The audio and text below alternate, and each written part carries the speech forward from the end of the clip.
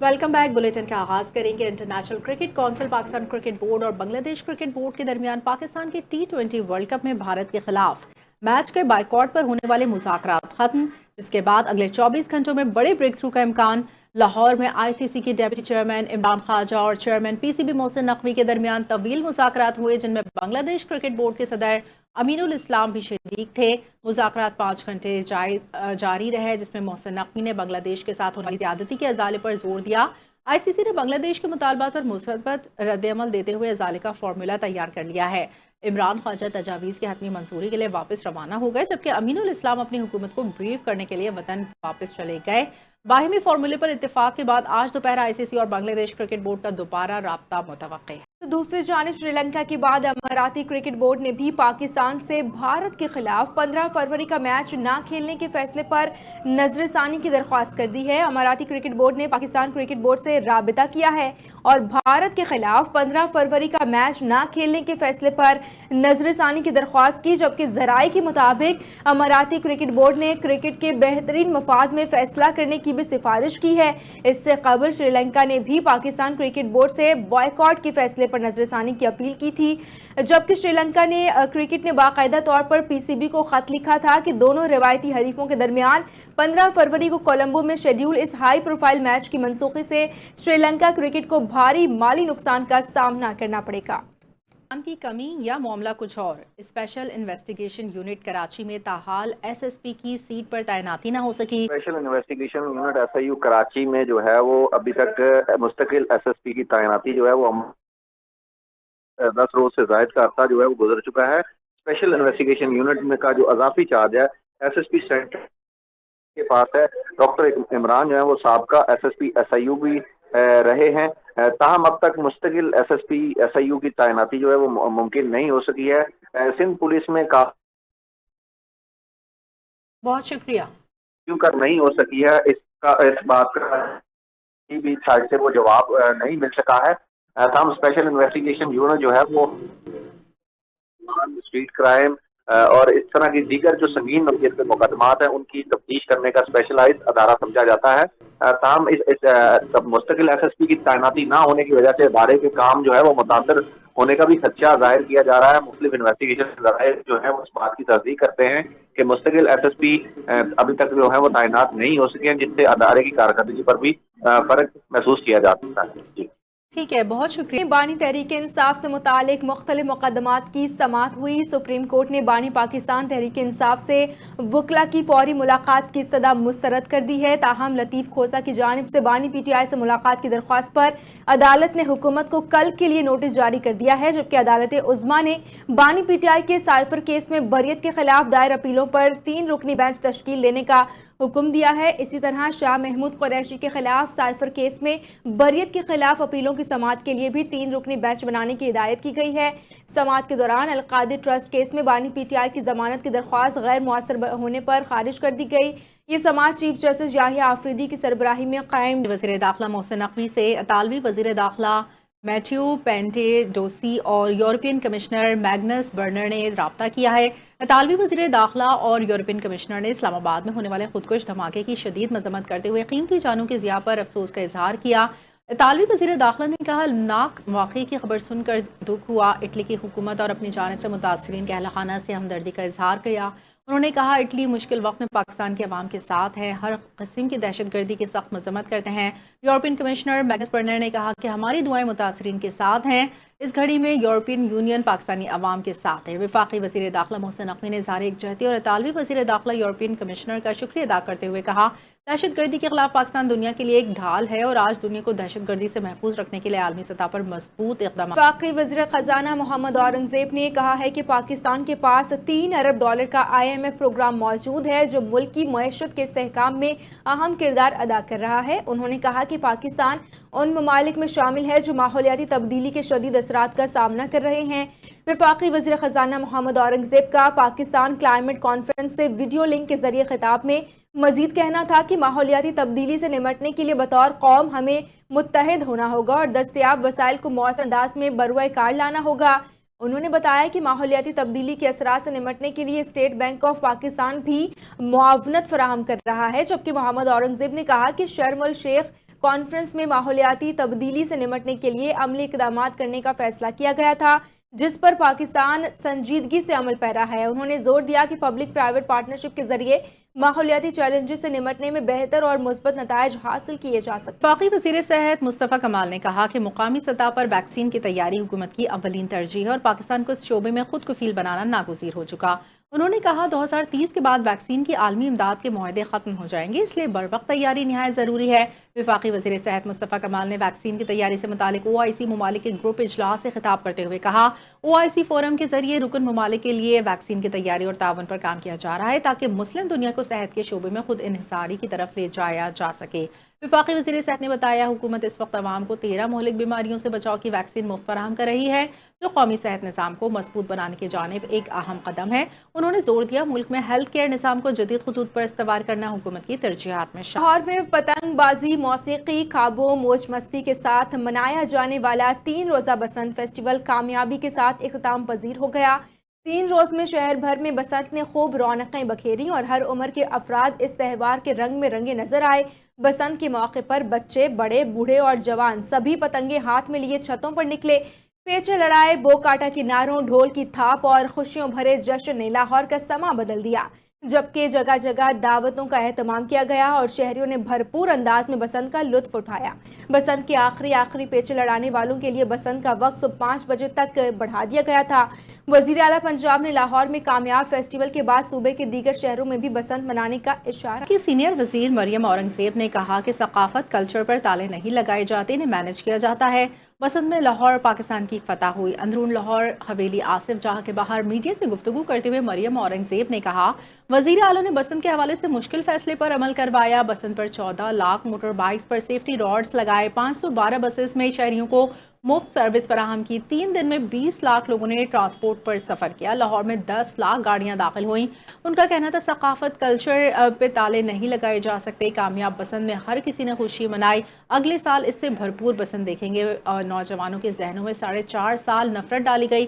8 فروری کو جلاؤ گھیراؤ کی کال تھی، عوام نے سے یہ ہے کہ کراچی پورٹ پر اینٹی نارکوٹکس فورس نے بڑی اور کامیاب کارروائی کرتے ہوئے جنوبی امریکہ سے آنے والے کنٹینر سے بھاری مقدار میں منشیات برآمد کر لی ہے، جو منشیات اسمگلرز کے لیے بڑا دھچکا قرار دی جا رہی ہے، جبکہ ذرائع کے مطابق ANF کے پورٹ کنٹرول یونٹ نے کراچی پورٹ کے ساؤتھ ایشین پورٹ ٹرمینل پر کارروائی کے دوران تقریباً 41 کلو گرام کوکین برآمد کی۔ یہ منشیات جنوبی امریکہ سے درآمد کیے گئے آئرن ری میلٹیبل اسکریپ کے 3 کنٹینرز میں چھپائی گئی تھی۔ ذرائع کا کہنا ہے کہ دسمبر 2025 میں South Asia Pakistan container terminal پر 47 کلو گرام کوکین کی بڑی برآمدگی کے بعد ANF نے جنوبی امریکہ سے آنے والے اسکریپ کنٹینرز کی سخت نگرانی اور جانچ پڑتال شروع کر رکھی تھی، جس کے نتیجے میں یہ اہم کامیابی حاصل ہوئی ہے۔ حکام کے مطابق ملک کو منشیات اسمگلنگ کے خطرے سے محفوظ رکھنے کے لیے ANF کی لگن، پیشہ ورانہ مہارت اور جرات قابل تحسین ہے، جبکہ اس کارروائی سے بین الاقوامی اسمگلنگ نیٹ ورکس کو بھی شدید دھچکا پہنچا ہے۔ انیشیٹو کی مؤثر رہنمائی میں ڈیزی پرائیویٹ لمیٹڈ نے زرعی لائف سٹاک کے شعبے میں نمایاں پیش رفت حاصل کی، جس کے نتیجے میں جدید ٹیکنالوجی پائیدار ترقی کا عملی ماڈل سامنے آ رہا ہے۔ GPI کی حکمت عملی کے تحت ڈیزی پرائیویٹ لمیٹڈ نے جدید زرعی طریقوں کو بروکار لاتے ہوئے 3000 ایکڑ بنجر صحرائی زمین کو قابل کاشت بنا دیا۔ منصوبے کے تحت روڈز، گراس اور الفافا جیسے قابل برآمد چارہ جدید سینٹرل پیوٹ آبپاشی نظام کے ذریعے کاشت کیا جا رہا ہے، جس سے زرعی پیداوار نمایاں اضافہ متوقع ہے۔ لائف سٹاک کے شعبے میں ڈیزی پرائیویٹ لمیٹڈ نے جدید سائنسی بنیادوں پر امریکی نسلوں کے جانوروں کی افزائش شروع کی۔ IVF اور ایمبریو ٹرانسفر پروگرامز کے ذریعے بہتر جنیاتی خصوصیات کے حامل نسلیں تیار کی جا رہی ہیں، جو دودھ اور گوشت کی پیداوار میں بہتری کا باعث بنیں گی۔ ماہرین کے مطابق GPI کی جدید اقدامات زرعی لائف سٹاک کے شعبے میں دیر پا استحکام، غذائی تحفظ، معاشی خوشحالی کو یقینی بنانے میں اہم کردار ادا کر رہے ہیں۔ GPI کی نگرانی میں ڈیزی پرائیویٹ لمیٹڈ جدید زراعت لائف سٹاک ترقی کا ایک کامیاب قابل تقلید ماڈل۔ فروری مقبوضہ جموں کشمیر کے عظیم رہنما محمد افضل گرو کا یوم شہادت ہے، جو لائن آف کنٹرول کے دونوں جانب کشمیری عوام عقیدت اور عزم نو کے ساتھ مناتے ہیں۔ محمد افضل کو 9 فروری 2013 کو بھارت نے بدنام زمانہ تہاڑ جیل میں پھانسی دے کر انصاف کا خون کیا۔ کشمیری عوام اور انسانی حقوق کے حلقوں کے مطابق محمد افضل گرو کو مقبوضہ جموں کشمیر کی آزادی کے لیے جدوجہد کرنے کے جرم میں جھوٹے اور من گھڑت الزامات کے تحت گرفتار کیا گیا اور انہیں منصفانہ عدالتی کارروائی کے بنیادی حق سے محروم رکھا گیا۔ انسانی، مذہبی اور اخلاقی اقدار کی سنگین خلاف ورزی کرتے ہوئے بھارتی ریاست نے نہ صرف انہیں پھانسی دی بلکہ اہل خانہ کے حوالے کرنے کے بجائے جیل میں ہی تدفین کر کے ظلم و جبر کی ایک اور سفاک مثال قائم کر دی۔ کشمیری عوام کا کہنا ہے کہ بھارتی ناانصافی اور ریاستی جبر نے ان کے حوصلے پست کرنے کے بجائے مزید مضبوط کیے، اور یہ حقیقت ایک بار پھر واضح ہو گئی ہے کہ حق خود ارادیت ہی کشمیری عوام کی آزادی کا واحد راستہ ہے۔ وزیر اعلیٰ سندھ سید مراد علی شاہ اس وقت تقریب سے خطاب کر رہے ہیں، ہم کو براہ راست لیے چلیں۔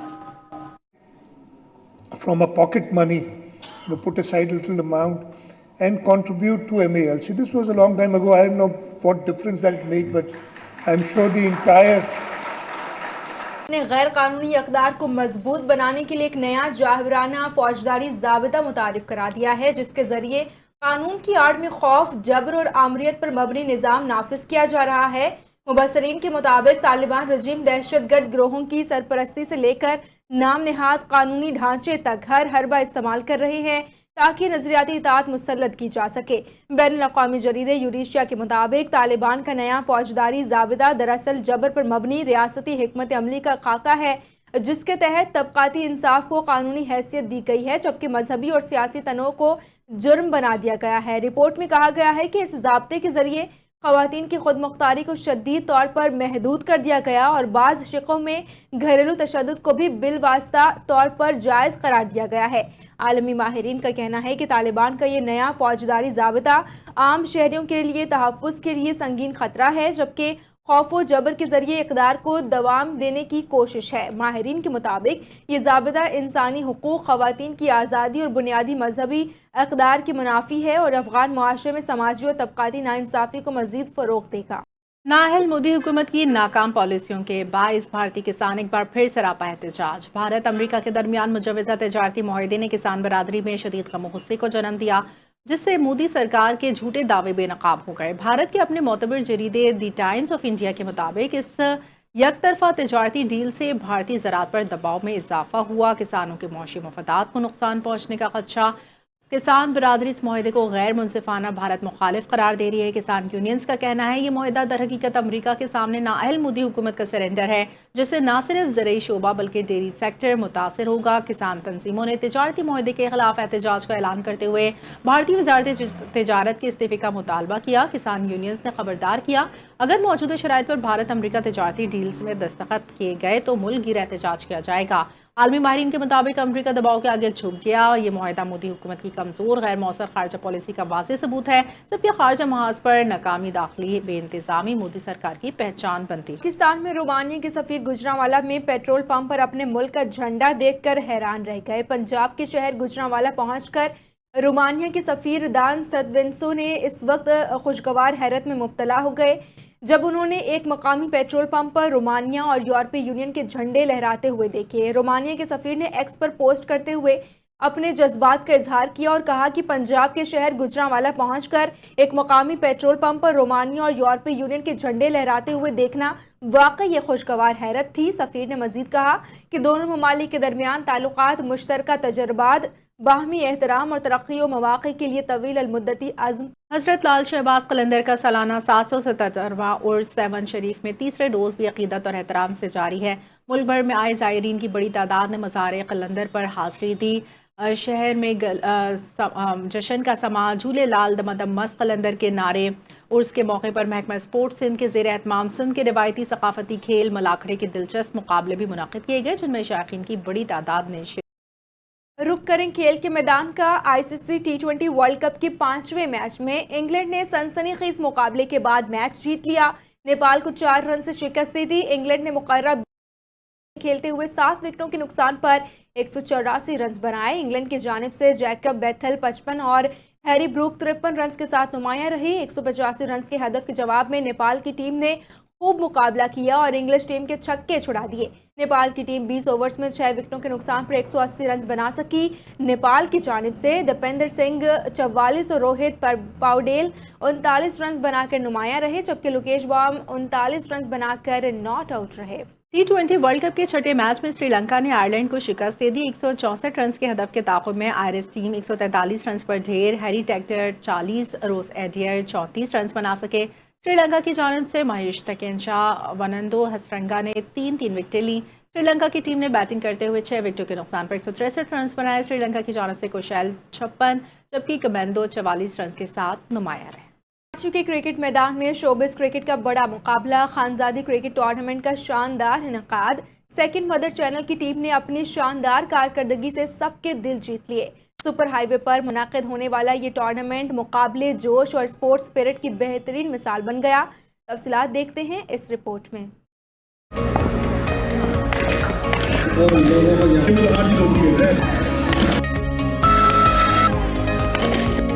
पहली दफा खेलने के लिए जा रहे हैं, इंशाल्लाह हम ही जीतेंगे। कराची की सुपर हाईवे पर सजने वाला खानजादी क्रिकेट टूर्नामेंट, जहां शोबिस की 12 टीमें मैदान में उतरी। हर मैच में जोश, जज्बा, मुकाबले की भरपूर झलक नजर आई। सेकंड मदर चैनल की टीम ने टूर्नामेंट के आगाज से ही शानदार खेल पेश किया। सख्त हरीफों को शिकस्त देते हुए फाइनल तक रसाई हासिल की। फाइनल में फ्रेंड्स 11 की टीम ने कामयाबी हासिल की। ताहम सेकंड मदर टीम ने आखिरी गेंद तक भरपूर मुकाबला करके शायकीन से खूब ताक समेटी। टूर्नामेंट के कामयाब इनेकाद पर ऑर्गेनाइजर खानजादी की काविशें भी काबिले तहसीन रही, जिन्होंने शोबिस से वाबस्ता शख्सियात को एक प्लेटफॉर्म पर इकट्ठा किया। सेकंड मदर चैनल की जानिब से खानजादी को शानदार इंतजामात पर सराहा गया। फाइनली हम लोग जो है सेकंड मदर टीम है हमारी और हम लोग आ गए फाइनल में। ये जो मोहब्बत का मैदान है और ये खानजादी का लगाया हुआ बीज है। थैंक्स फॉर खानजादी की, जिसने इतना अच्छा एक इवेंट ऑर्गेनाइज किया है। खानजादी का जो इवेंट था उसमें हम लोगों ने शिरकत की, बहुत अच्छा मैच था।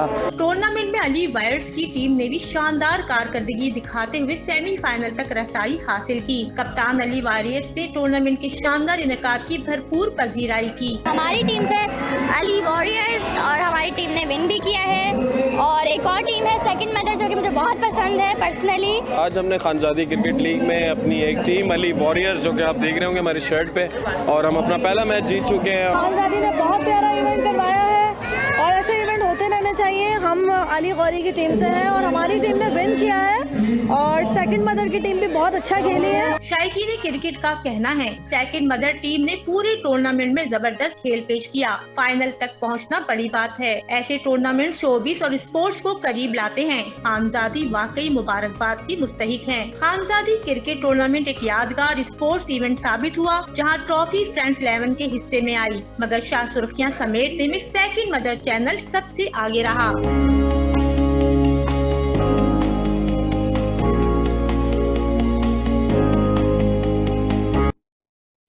महकमे मौसमियात के मुताबिक मुल्क भर में मौसम की सूरत हाल एक बार फिर तब्दील होने का इम्कान। मुख्तलिफ इलाकों में गरज चमक के साथ बारिश या बर्फबारी मुतवक्की। इस्लामाबाद में, बलूचिस्तान में और सिंध में भी गरज चमक के साथ बारिश होने का इम्कान। महकमे मौसमियात के मुताबिक योब, मूसा खेल बारिश मुतवक्की। खैबर पख्तूनख्वा के इलाकों चित्राल, दीर, शांगला, सवात, कलाम, कोहिस्तान, बुनेर में बारिश का इम्कान। पेशावर, बडग्राम, मानसर, एबटाबाद, हरीपुर में बारिश का इम्कान।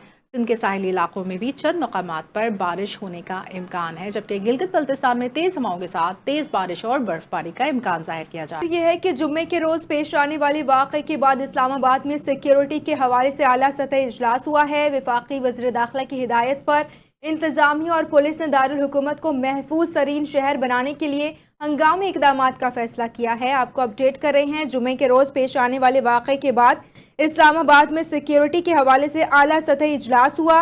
वफाकी वज़ीर दाखिला की हिदायत पर इंतजामिया और पुलिस ने दारुल हुकूमत को महफूज तरीन शहर बनाने के लिए हंगामी इकदामात का फैसला किया है। जुम्मे के रोज पेश आने वाले अफसोसनाक वाक़े के बाद इस्लामाबाद में सिक्योरिटी के हवाले से आला सतह इजलास हुआ है। मजीद इजलास के हवाले से अपडेट लेते हैं इस्लामाबाद से NTN न्यूज़ के नुमाइंदे मोहम्मद अली मिर्जा से। मोहम्मद, आगा की जो इजलास में क्या डिस्कस किया गया? जी बिल्कुल, सुबह जुमे के रोज शहर में पेश आने वाले सिक्योरिटी वाक़ये के बाद वफाकी दारुल हुकूमत इस्लामाबाद ने अमन व अमान की सूरत हाल को मजीद मौसर बनाने के लिए जिला इंतजामिया और اس کا مشترکہ اہم اجلاس منعقد ہوا ہے۔ اجلاس میں وفاقی وزیر داخلہ محسن نقوی کی ہدایت پر بلایا گیا، جس کی صدارت چیف کمشنر اسلام آباد اور چیئرمین سی ڈی اے محمد علی رنداوا اور آئی جی اسلام آباد پولیس سید علی ناصر رضوی نے کی، جبکہ ضلع انتظامیہ اور پولیس کے سینئر افسران بھی شرکت کی۔ انہوں نے اجلاس میں شہر بھر میں ڈویژنل سطح پر سیکیورٹی انتظامات کو مزید مؤثر بنانے، داخلی اور خارجی راستوں کی کڑی نگرانی، ریڈ زون اور ڈپلومیٹک انکلیو سمیت حساس مقامات کی سیکیورٹی بڑھانے پر بھی تبادلہ خیال کیا گیا۔ حکام نے یہ بھی بتایا کہ وفاقی دارالحکومت اسلام آباد میں وزیر داخلہ کی ہدایت پر 7 دن کے اندر اسلام آباد کو محفوظ ترین شہر بنانے کے لیے جامع حکمت عملی پر عمل درآمد کیا جائے اور جرائم پیشہ عناصر کے خلاف زیرو ٹالرنس پالیسی اپنائی جائے۔ اجلاس میں یہ بھی بتایا گیا کہ اسلام آباد سیف سٹی منصوبے کو جدید خطوط پر استوار کیا جائے، جہاں جدید کیمروں اور ٹیکنالوجی کے ذریعے شہر کی مرکزی شاہراہوں، مراکز اور سیکٹرز کی نگرانی کی جا رہی ہے۔ مزید یہ بھی بتاتا چلوں کہ مشکوک سرگرمیوں میں ملوث افراد پر کڑی نگرانی رکھی جائے گی اور ڈور ٹو ڈور سروے بھی کیا جائے گا۔ جی ٹھیک ہے، بہت شکریہ علی مرزا۔